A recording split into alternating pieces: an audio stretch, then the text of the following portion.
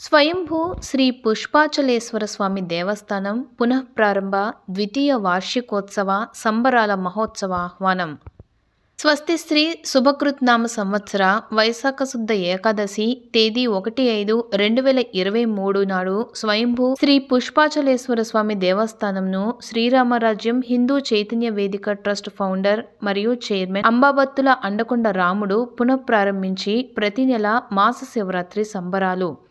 కార్తీక పౌర్ణమికి పుష్పాచలేశ్వర స్వామి జ్యోతి దర్శన నిర్వహణ, కార్తీక మాస సంబరాలు, మాఘ చతుర్దశి జ్యోతి దర్శన నిర్వహణ, మాస శివరాత్రి సంబరాలు, ప్రతి సంవత్సరం జ్యేష్ఠ అమావాస్య రోజు సాక్షాత్కార మహోత్సవ నిర్వహణలు జరిపిస్తూ వస్తున్నారు.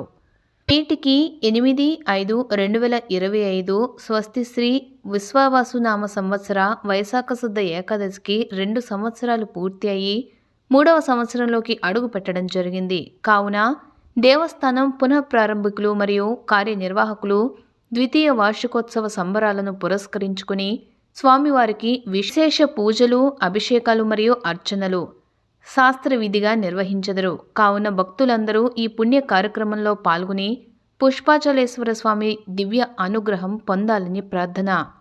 ఇది 8/5/2025 శ్రీ విశ్వావసునామ సంవత్సర వైశాఖ శుద్ధ ఏకాదశి.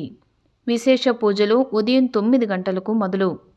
అన్నప్రసాద వితరణ పుష్పాచలం కొండపైన మధ్యాహ్నం 1 గంట నుంచి.